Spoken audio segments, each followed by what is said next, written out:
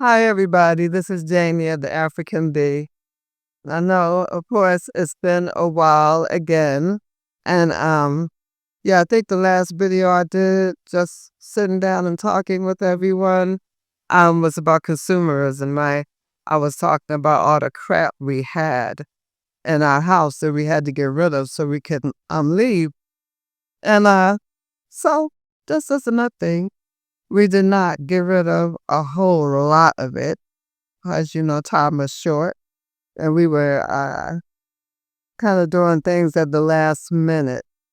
And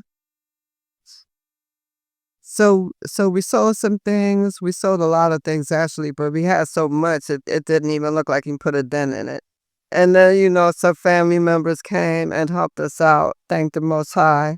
They came and moved stuff for us. And actually, as I'm making this video today, I believe my daughter and one of our brothers, Nate, is coming to get the last the items out. So I thank the Most High for our sister-in-law, for my sister-in-law rather, Diane, and Nate, my daughter, of course, and the people who came to help us, and the people who bought from us. I really thank you guys. You probably never see this video, but still, I just want to say thank you because I appreciate every single person who did something positive us.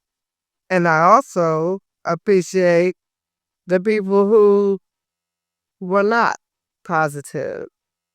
And I did forget to thank my mom. Mom, thank you for coming and hanging out with us and helping us do stuff too. I really appreciate you. Um, this is the thing when you start naming people, right? You may forget someone and then someone's offended, which I don't want to happen. So I will also say thank my cousin Johnny May and like for all the support. I really appreciate it. And I miss you. Suzette's my good friend. My sister, right? I miss you. And I mean, it's so funny. Like, I don't know a whole lot of people. Um, but for the most part, the people that I do have and in close circles are good people. And I think that's very important that especially at my age. I'm 63 years old. I really don't have time for friends who are fake. I don't even have time for family members who are fake, to be honest with you. I don't wish anybody any harm. I just want to live the rest of my life dedicated to the Most High and go and do the things that He tells me, go where He directs me and do the things that He tells me to do. And I have to be able to ignore, who thinks it's right or who thinks it's wrong. Right. So I think I'm kind of rambling right now, but I have all these things that are on my mind. So I'm just going to say for anybody who's considering leaving the States to go wherever you're going, or you may be thinking about going, of course, do your research first.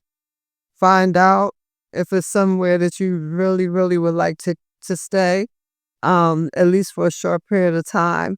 One thing I liked about Africa, one thing I like about Africa is that we have 54 known countries here on the continent of Africa. So, oh my goodness, if you don't like one, move to another. Like, figure it out, right? Is if you have to do that, just because, maybe you won't like one country, but that doesn't mean you just throw the whole continent, you know, away, right? You explore and you find places that you would like to stay. Because I'm pretty sure that something will suit, right? So now a major part of it is doing some research or doing lots of research before you even go. Like I have been looking at Africa for a few years and attempting to learn how to do business here, and different things like how would we live if we came here. And so I'm not saying that I have it down pat, but I did engage in those things, and as a result of researching and taking courses, particularly with a woman named Dr. Harnett, and she teaches the African Jump Start. It's called the Africa Jump Start, and Africa Business Jump Start. Sorry, Dr. Harnett. She's awesome. And I learned a lot that way, and I'm still learning. And it's good to invest in yourself, right? Like I remember years ago, I went to college as an adult, right? Oh my goodness. I think I graduated in 2012. So I went as an adult, and I was really ready for it because, I was able to study and do all this stuff in the most adverse conditions that you could think of. But that's like a whole video for another time. But anyway, I remember reading back then. I used to read like Us's magazine and stuff like that. And I read this article on investing in ourselves. And so I invested in myself, and I went to college. And the reason I can kind of say back to college, because I had tried it before, but I was never successful. So this time I went back as an adult and I was successful. I got my bachelor's degree. I was going to go for my master's, but I think I was just done at this point. But anyway, I just want to say investing in yourself, right? So I got my bachelor's degree, came out and got a job. They paid me $45,000 a year when I owed big amounts of student loans. I'm not even going to say how much, but it was way more than what I was being paid. Let's see. More than double than what I was being paid per year. So that's not really an investment in oneself, is it? But yeah, I fell to that. And I'm not saying that furthering the education is a bad thing. I'm not saying that at all. But I'm saying that we have to be smart even about that, right? We have to be smart even about that. So anyway, this time when I talk about investing in myself, I'm talking about like learning about things that were actually help me to live and help my family to live, right? Mm, Like hands-on type of things. And that's what I learned at the African Business Jumpstart. So I started a honey business, as many of you know, and we're called the African Bee Company. And currently we have honey that we import from Tanzania. So it's been lovely. Haven't really started, making money yet, like I hope to. Like I believe I will. But it's been a whole learning process, and I started it while in the States, right? And so now that I'm here, I found that I have some hoops to jump through that I don't think that anybody can really teach you about. I think that these are some of the things that you have to go through that as a part of, it's like boot camp, basic training. Um, but I will share these things later when I get it all right in my head, because I still don't even understand some of it, but I will share it later. But again, when you get here, like, know that there are going to be some challenges, even if you do have a business that you do in the United States. And it may be many challenges. It depends. So anyway, I really want to talk about some of the things it took to just leave.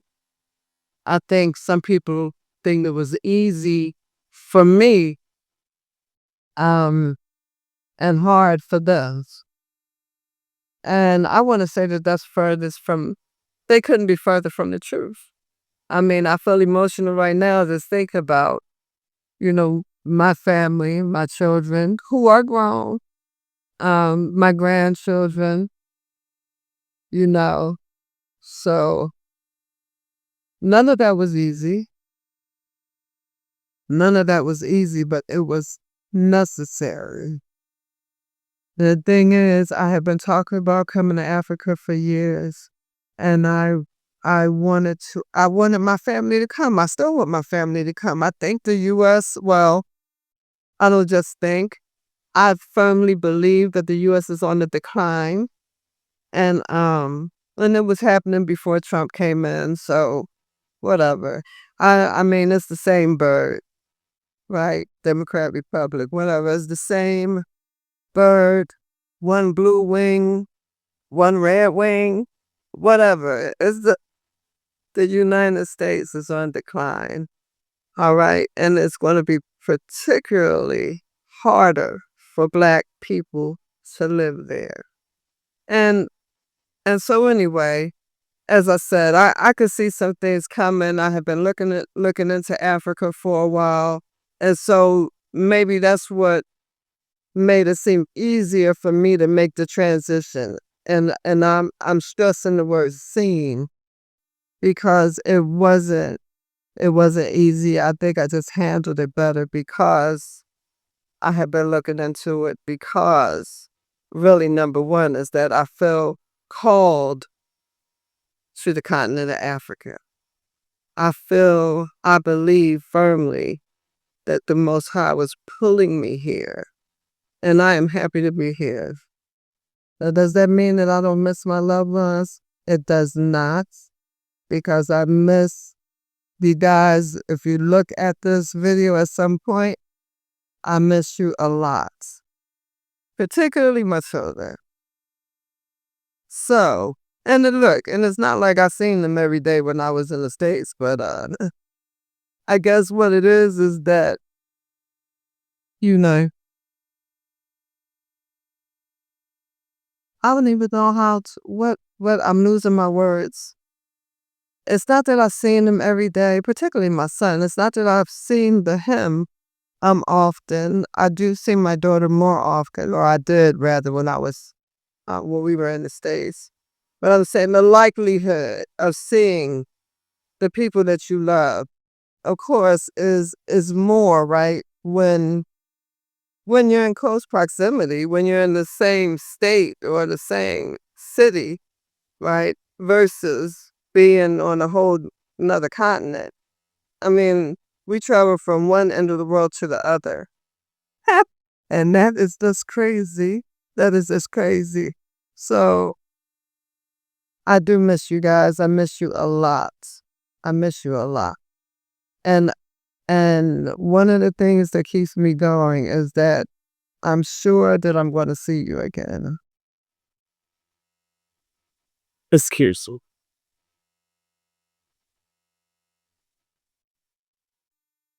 So, getting back to leaving. Now, I don't really think that people thought I was going to leave. And I want to say, um, yeah, particularly my husband. I don't think that he thought that I was really, really serious about doing it. And and I guess another thing that's important to say that you don't know how attached you are to something until it's time to go, right?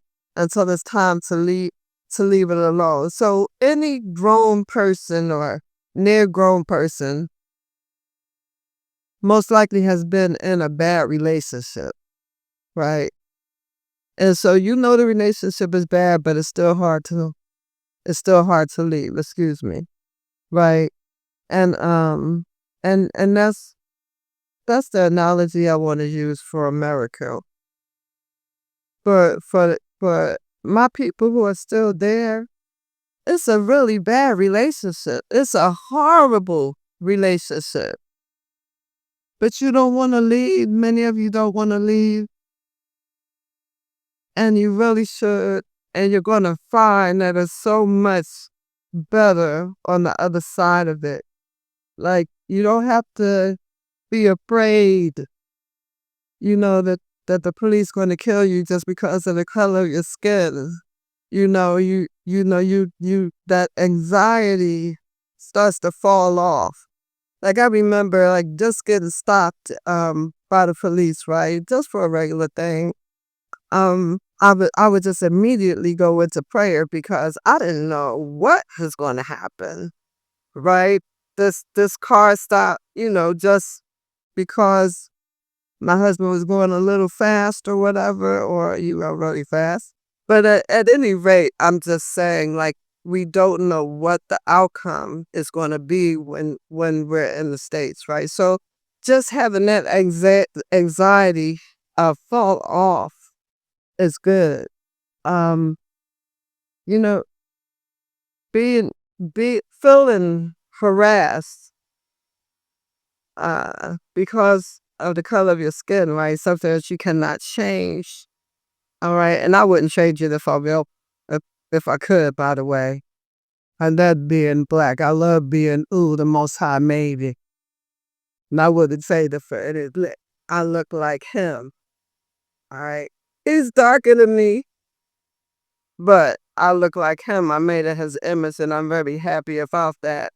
So getting back to, just the anxiety that I used to feel in the States. Like my family leaves the house for, every day, just, hoping that they'll be all right. Like, of course, like, especially the black men, right? They get it the worst. Then they start picking on the women. And so now I have to be concerned about my daughter too. Like it's just a lot. It's just a lot that I don't have to worry about here. Now, there are other concerns here, right? But it's not those concerns. I am free.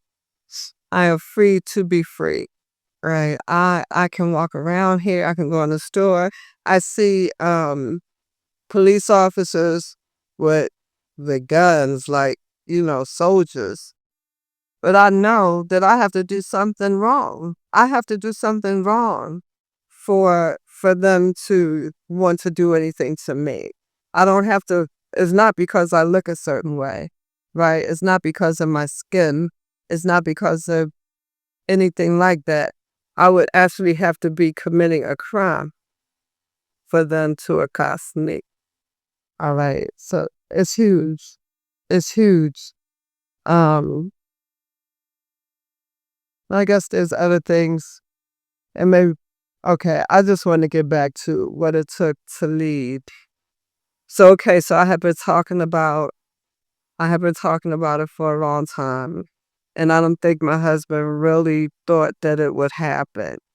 And the reason I say that is because when it came to happening, I had a lot of pushback, right? And I understand because he loves his family too. And plus, you know, everything familiar you're leaving or you're contemplating leaving, to something that's totally unknown to you. And that's huge.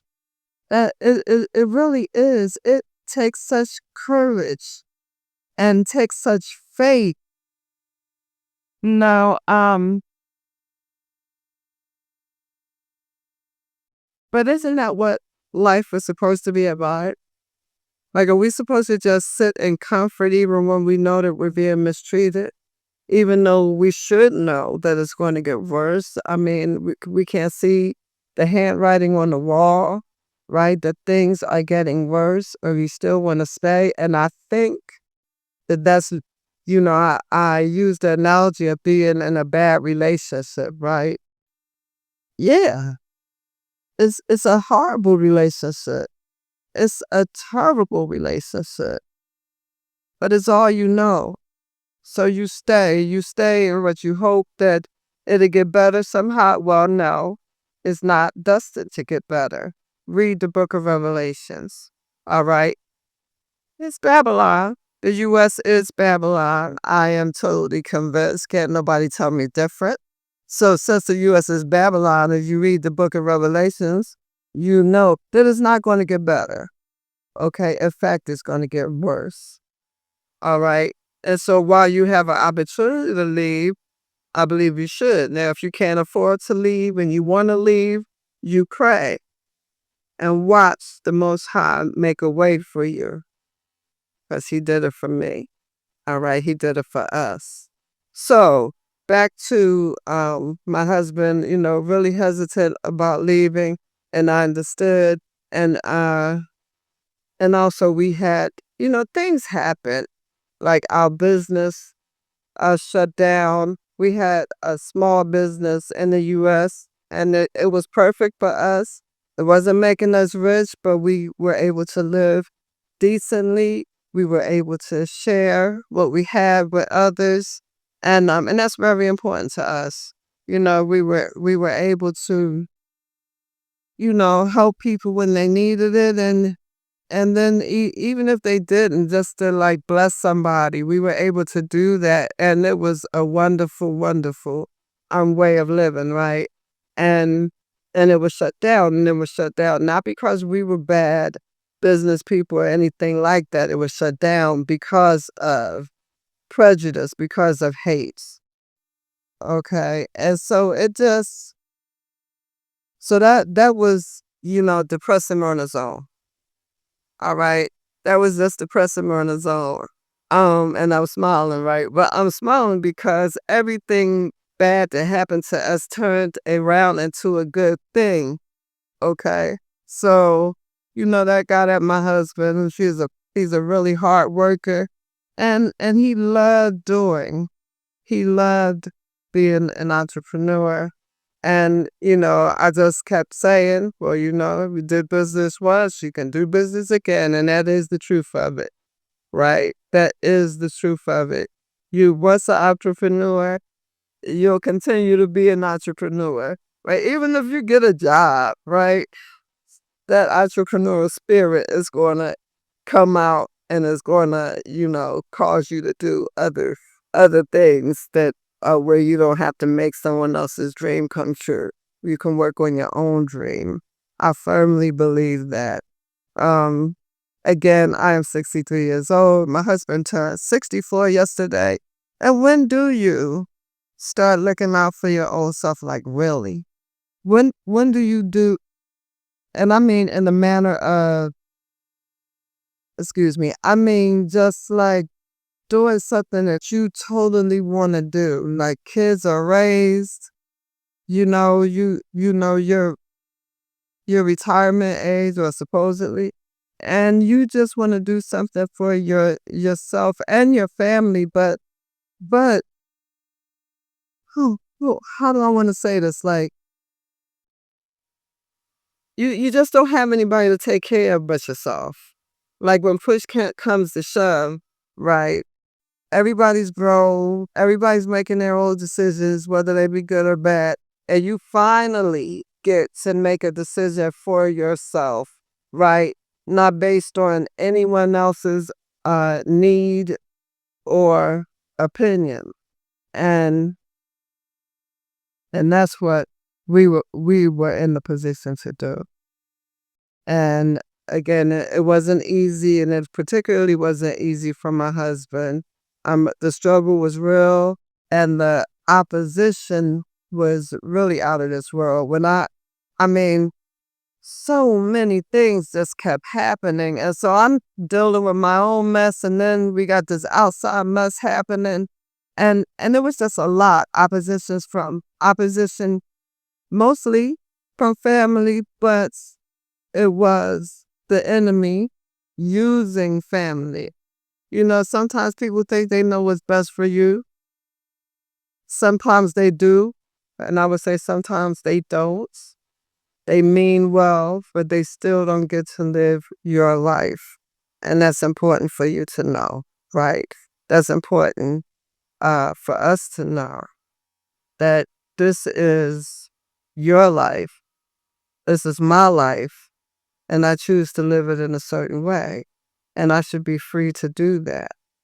And I'm not saying that the choices we make don't affect others, because they do. I mean, this is a good choice. I'm thinking generationally, right? I think in America we were taught to, think just think of ourselves. It's such a selfish way of being. Like, I got to get mine and all that other nonsense, right? I'm I'm not thinking that way.